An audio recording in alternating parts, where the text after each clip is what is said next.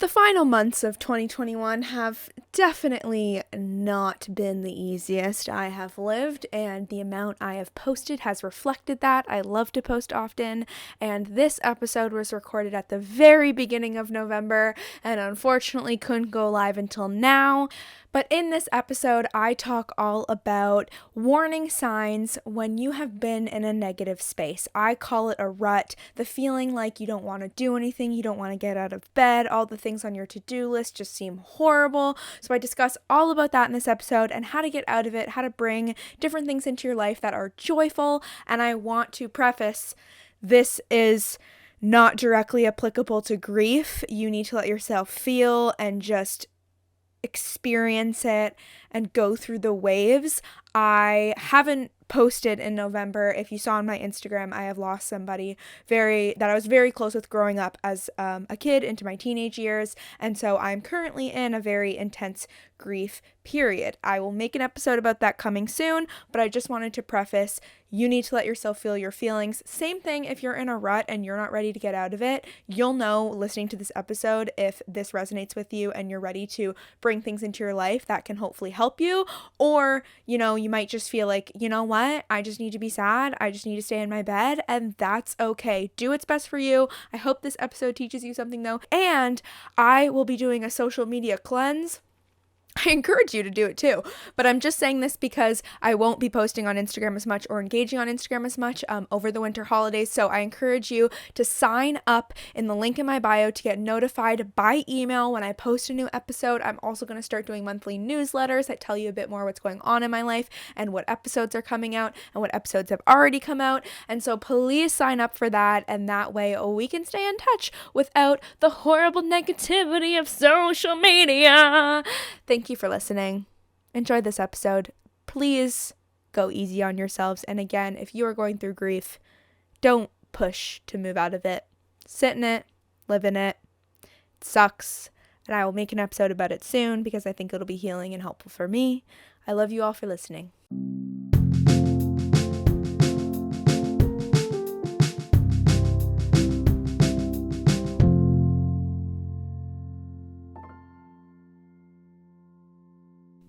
Welcome back to Human to Human. I am Jessica McDonald. I am your host, and today we're going to be talking about when you're in a rut, when you're not feeling like yourself, when you don't feel like doing anything. And in my personal opinion, winter is the absolute hardest time and the hardest months. Let's start from the beginning. October, it's getting cold. Yes, okay, yay, we have Halloween to look forward to, but November, the worst month out of the 12. You're hungover from Halloween. The holidays are still so far away. It's starting to get fucking dark at 4 p.m. if you live in Canada. It starts to snow, or it hasn't even snowed yet, so it's not even pretty. It's just freezing. And then December comes. The holidays are still so far away. We're just aching to be done, all the bullshit. And it's just such a difficult time. It's dark, it's cold, and how do you think I can possibly try and get out of my bed? It's just asking to get in a slump. Like, yes, we wanted a break from the craziness of summer, but now that the break's here, I don't feel like doing anything at all, ever. And I have totally been in a slump, and so now I'm going to kind of talk to you about how I am trying to get out of a slump, and I want to reassure you that it's totally okay if you are in a slump, rut, those words I kind of mean for just being in kind of a negative phase where you just don't want to get out of bed, and you're just not feeling good, and in Canada it's getting cold, and it's a tough transition. So here are some different kind of warning signs or symptoms, if you will.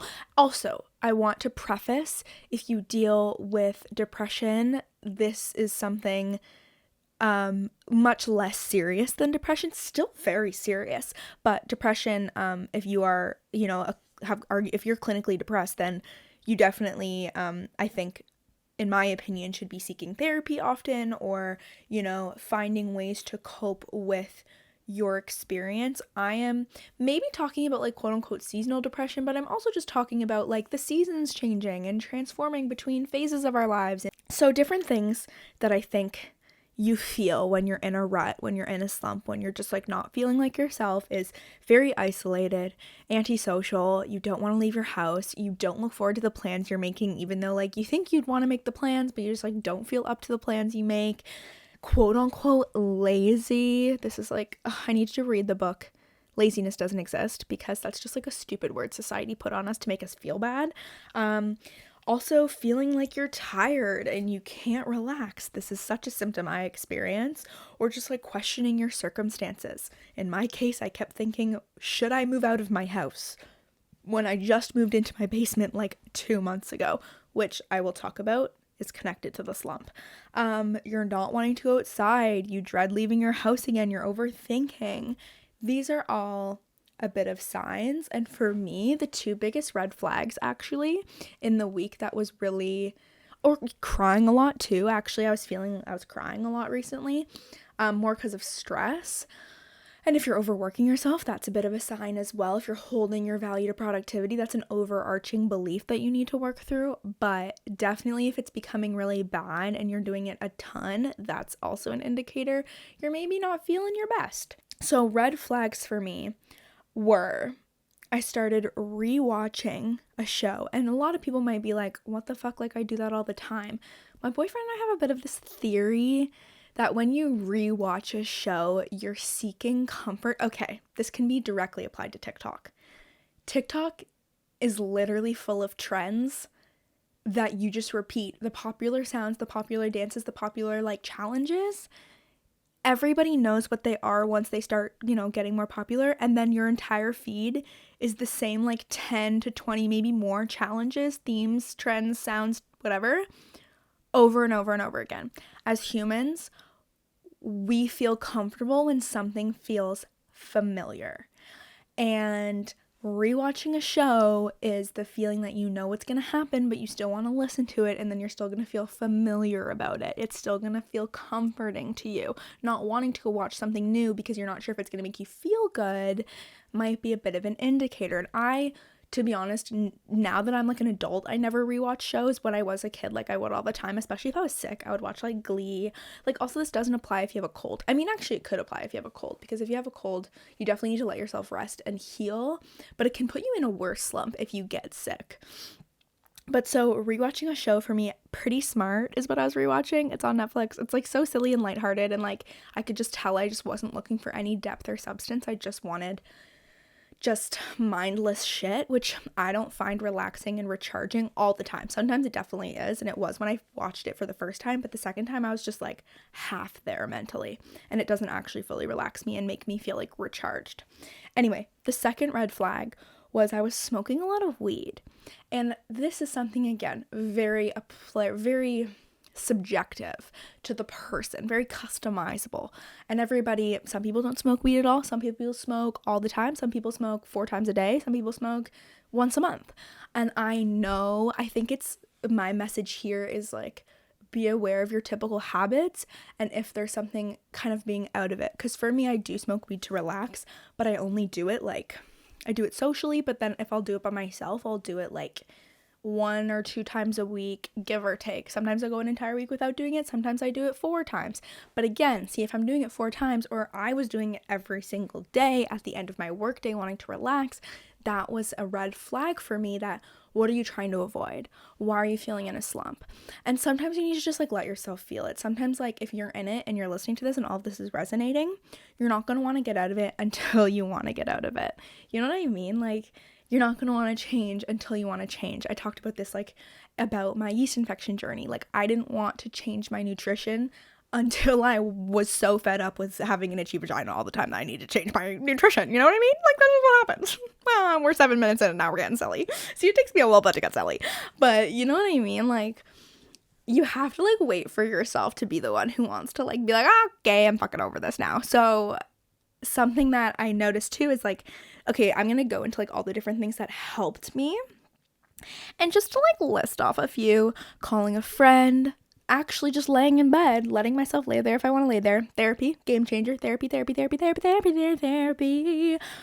comfort meals, comfort clothes, putting on jeans. Though sometimes putting on jeans actually will make you feel like you're like, oh my god, okay, now I get to come home and take my jeans off. Like, it feels better when you get to take them off, because then it felt like you did something and now you're relaxed.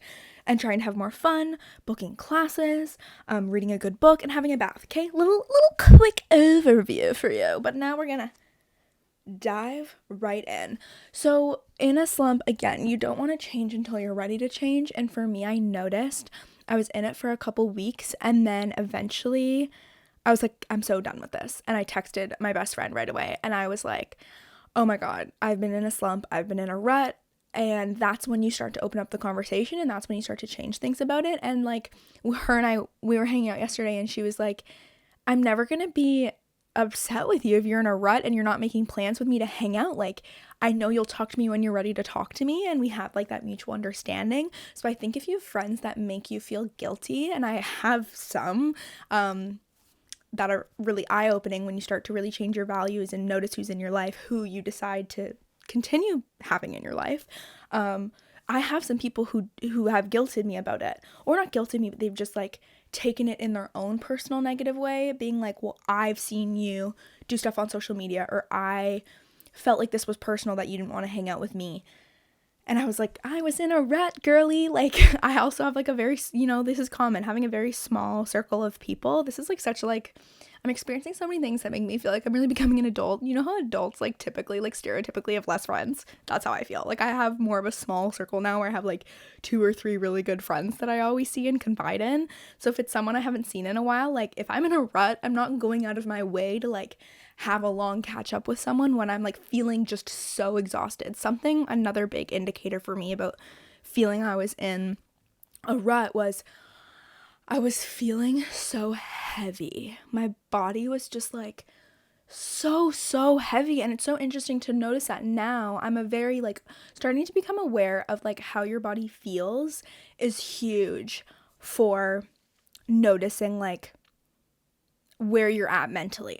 So yeah, like your true friends will really understand, be there to support you, and want to talk about it with you when you're ready to talk about it. And I think having those people in your life is important, and being honest when you're in a rut or starting to get out of it is very important as well. When you start to notice it and you do feel ready to change, sometimes you gotta live with it for a bit, but if you do feel ready to change, here's my advice of what helped me. Move when inspiration strikes. When you feel, oh, I think I should do this one thing, do it. Do it. And here's an example. I started to open up to my boyfriend about how I really just, a part of me going through this is I'm actually starting to feel less highs and less lows and less extremes, and I'm starting to actually like listen to my body and like regulate my nervous system. So a part of my experience of going into a rut was actually like, some of it was positive because I was starting to like really get in touch with my body and listen to what I need and like really change my habits. Everything I've been in therapy for was starting to come to fruition. However, I don't know how that was relevant, but I just felt like I wanted to say it. However, I was talking to my boyfriend and I was like, oh, I remember. I was like, I'm feeling so like medium. Like, I don't feel terrible, but I don't feel excited. I don't feel content, I would say, but I don't feel awful, but I don't feel passionate, or I don't feel inspired. So we had this whole long talk on FaceTime. Actually, all of this, I wasn't able to like just blatantly say that. Listen to what you're saying and what underlies it. Because what I was actually saying to him was, I want to move out. That's where it all came from. I was like, I want to move out. This basement is so dark. I'm living in a basement now. This like sucks. I just like don't know how I feel about it. I just want to like move out. And I'm not going to move out till like September, and it is literally November, like a year from now. And so it took us a long time, and it's really good when you have people who support you and you can talk this through with, and everybody in your life who are true people in your life want to help you through this. So reach out for support. Truly. It's a game changer. As humans, we need connection. So anyway, we go through this whole conversation about me wanting to move the fuck out, which I was like, why? Like, Jessica, shut up. But Jessica was trying to tell herself something, and eventually he was like, I think you need to work out. You haven't been working out. I've been doing a lot of yoga, which is really great for me, but he's like, I think you need that release. And I was like, I think you're right. and inspiration struck, and we talked about how much I love my workout classes, and he was like, you should get a gym membership. And I was like, I never allowed myself to even have the thought to have a gym membership because I just like don't think I'd use it, or I wasn't ready for it. And I like work out at home, but it wasn't really doing it for me. I started working out downtown with my boss, but it was like downtown. I don't want to go all the way downtown for a workout. It wasn't sustainable. And we talked through it, and then I thought about how much it costs per month, and then if I divided that by like per week, how much I'm paying per week, and then if I'm going to like 2 classes a week, how much that would actually cost me. And I was like, oh my god, this would only cost me technically $8 a class if I went to 2 classes a week. And I feel like 2 classes a week is very doable for me.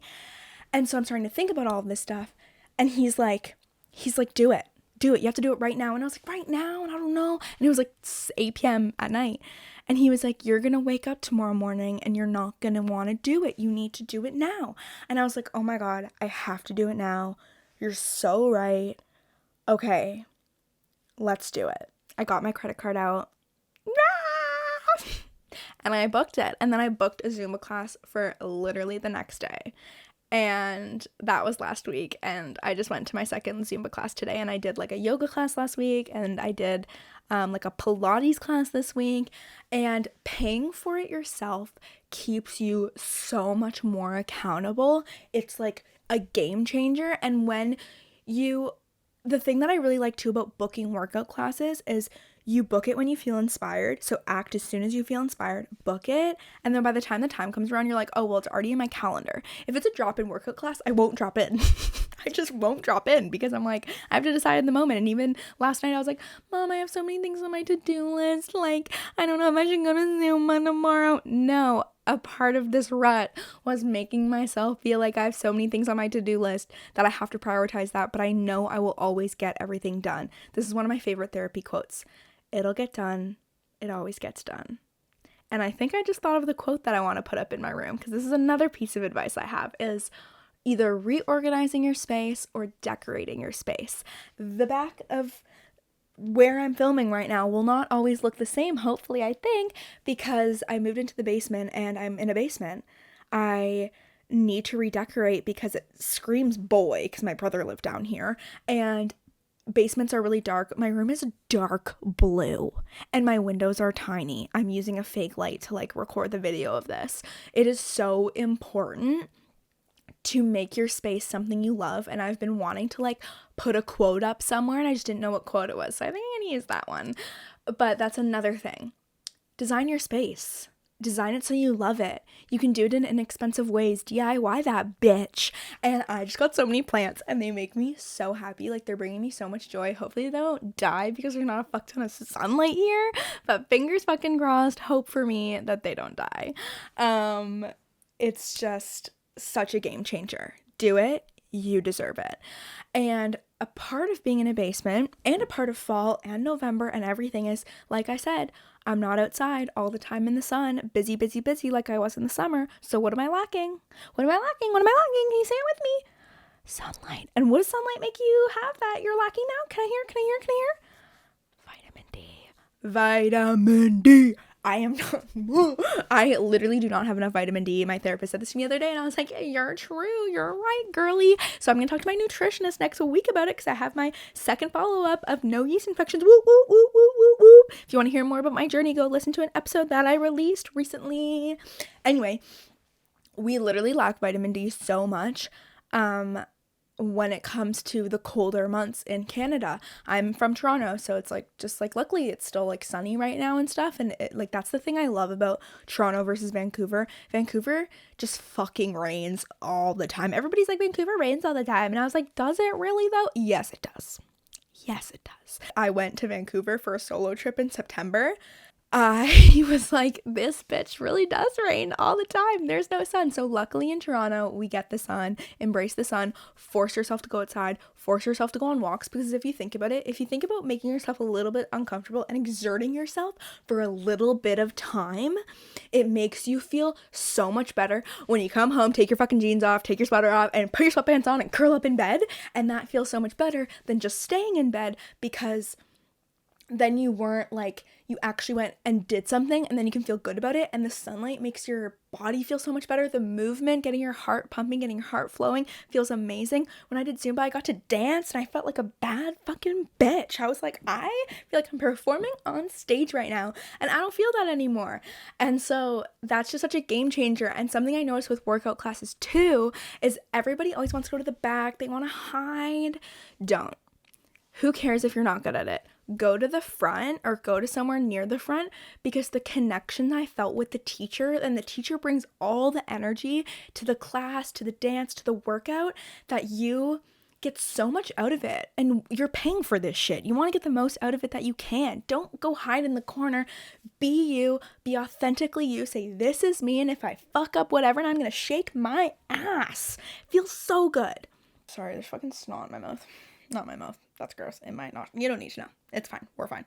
Something else that's so important when the inspiration strikes to hang out with a friend, text them right away. Act on the inspiration. This relates to Mel Robbins' 5, 4, 3, 2, 1 rule. It's like, when you wake up in the morning, 5, 4, 3, 2, 1, get out of bed. I don't really like using that one as much. So if you feel like hanging out with a friend, you likely won't feel like leaving your house later that day, but text them. Text them and be like, hey, can we hang out? And like, most of the time, it makes you feel better when you get out of the house and you get to talk to a friend. Like my workout classes. My boyfriend literally said this to me. He was like, you're not gonna feel worse after a workout. There's no way you're gonna feel worse after a workout. Like, in some ways, it always just like makes you feel better, unless you like really hurt yourself physically. Like, be careful, don't do that. But just act when that inspiration comes. And this is the biggest thing that helps me get out of a slump. I've been reading burnout book. Okay, reading books, sorry. That's another thing that helps me a lot get out of a slump. But the biggest thing that helps me is working on your something larger. In the book about burnout, they call it your something larger, and what that means is it's something that makes you feel passionate and it feels bigger than yourself, and like there's a bigger purpose to it, and so much fulfillment can come out of that. And can you guess what my something larger is?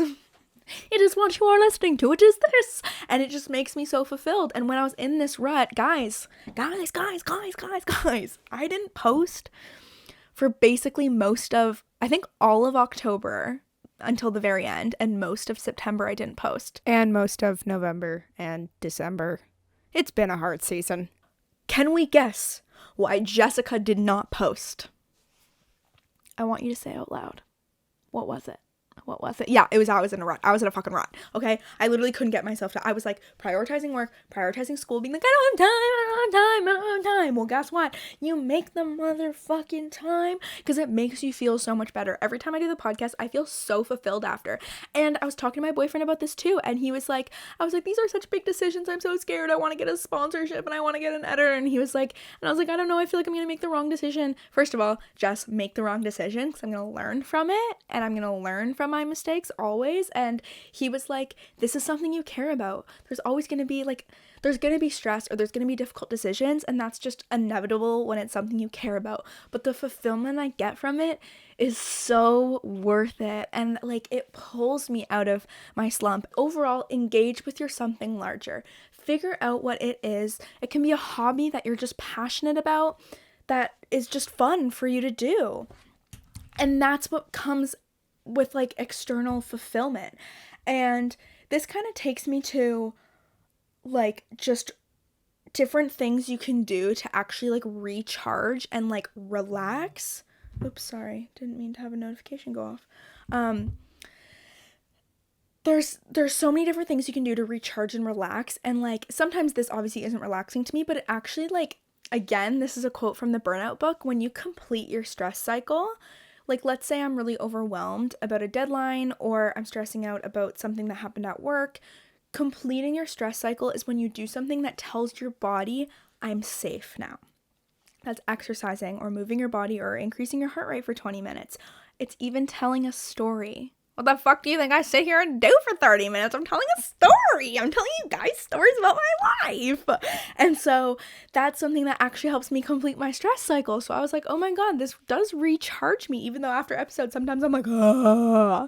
But it's so, so, so helpful. And so that's why I want to also, like, kind of my last point here is I want to talk about things you can do to rest and recharge yourself that aren't Netflix. Because when I was in my slump of watching Netflix every day, smoking weed every day, rewatching the same shows. I didn't feel good. I didn't feel relaxed. I actually still felt pretty anxious inside, but I didn't feel like going anywhere or doing anything.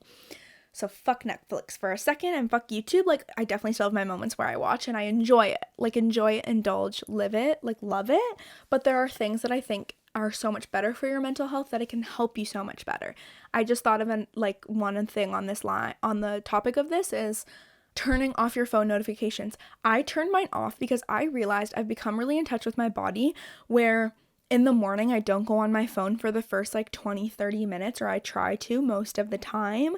And once I pick my phone up, my entire chest feels tight, my body feels heavy, I feel uncomfortable. And it's because there's so many notifications there that I feel like I have to follow up on immediately, and I already feel like I'm behind. So I've turned off my text message notifications on my lock screen. Who knew you can do that? I knew you could technically do it, but I didn't know I could spiritually, emotionally, and physically do it, because we feel like we need to attend to people all the time. And if there's an emergency, someone will get a hold of me. But changing that is such a big thing. Recharging, disconnecting from technology, putting your phone away, getting away from your computer, getting out in nature, going and embracing the cold and like embracing the sun, because the sun feels so good. Other things, repotting plants. Oh my god, I repotted my plants. I wish you could see them. They're so beautiful. Going out and buying new plants, or like taking a clipping and like putting it in water and then letting the roots grow and then potting that, like you can see the whole process of it, watering and cleaning your plants. Can you tell I got into plants during COVID? I can. It's just so good for you to disconnect. I answered a call from someone yesterday, and then I was like, I immediately regret this because I was repotting my plants, and it just like took me out of the experience, and it literally put me in a bad mood. And I was in such a good mood, just like indulged in repotting all the new plants that I just got. So put your fucking phone away, bitch. And other things that are really relaxing. I love reading. I love just like diving into a book. But you know, these things that are good for you, it's hard to decide to do them because I forget that I love reading. And you're like, ugh, reading more. I don't want to read. But like, girly, it actually feels good once you do it. Like once you get into it, if it's a book you like. And then I was talking to my friend about this literally this morning. If you're reading something though that triggers you, stop reading it. If you're reading something that's making you feel bad, stop reading it. It's not worth it.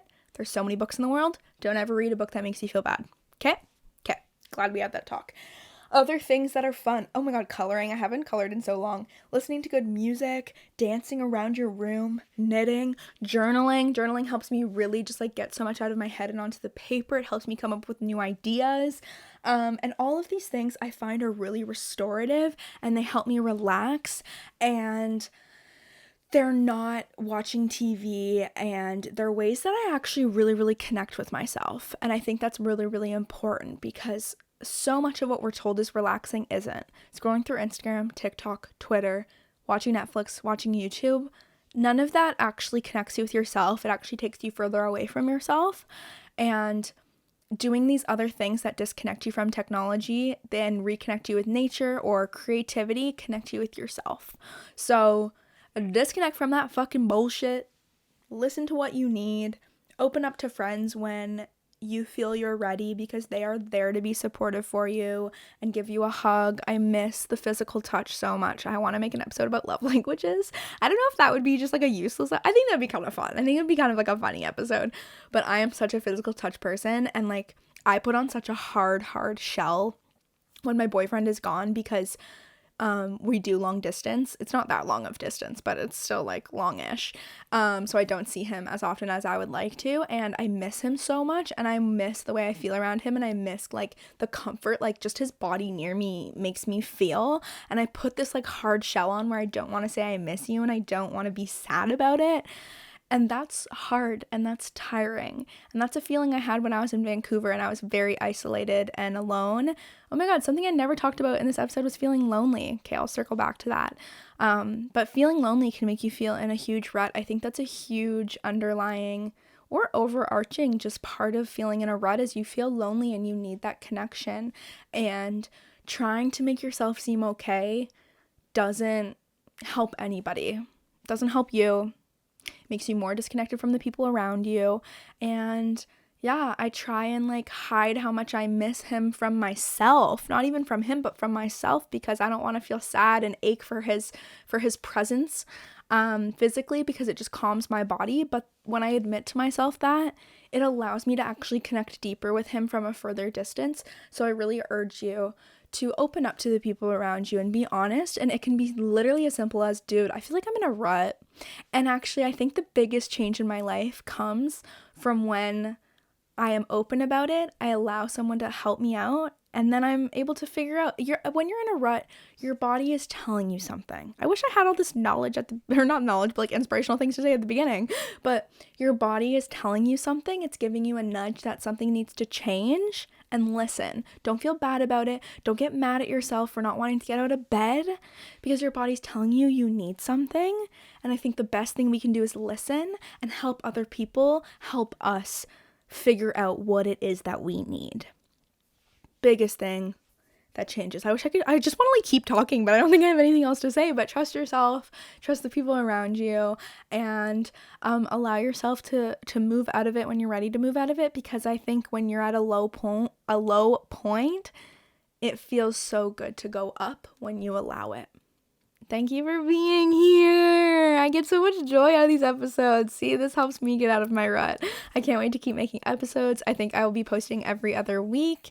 And make sure you follow me at Human to Human Pod and at Jessica J. McDonald. If you're someone who is interested in therapy to help you out of this, therapy really just shows me that nothing's wrong with me, and it helps me figure out new coping strategies and tactics to do good things for myself and manage my stress. At Bloom Narratives on Instagram, they do virtual counseling no matter where you are in Canada, and reach out.